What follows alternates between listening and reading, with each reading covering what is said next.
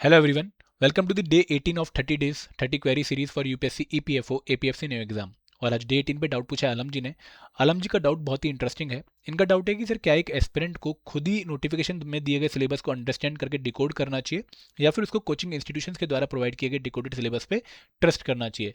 आलम जी मैं यहाँ पे ये कहूँगा कि एक अच्छी अप्रोच ये रहेगी कि आप कोचिंग इंस्टीट्यूशन के डिकोडेड सिलेबस पे रिलाई करो एक पर्टिकुलर एक्सरसाइज को कंप्लीट करने के बाद।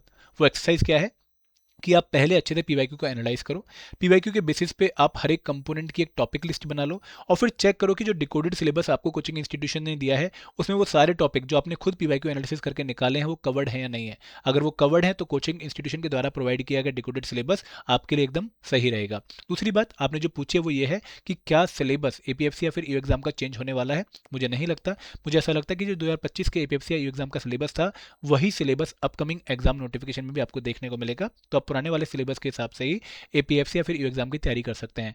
आपका एक और डाउट है regarding the component Indian culture heritage and freedom movement. तो कोई यहाँ पर आलम जी मैं आपको यही सजेस्ट करना चाहूंगा कि आप इंडियन कल्चर को आइसोलेशन में नहीं पढ़ सकते।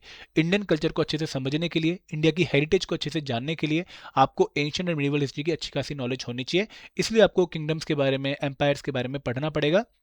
तभी जाकर आप यूपीएससी में पूछे गए क्वेश्चंस को हैंडल कर पाएंगे। और यहाँ पर यूपीएससी ने कभी भी सिलेबस की बाउंड्री फिक्स नहीं करी है।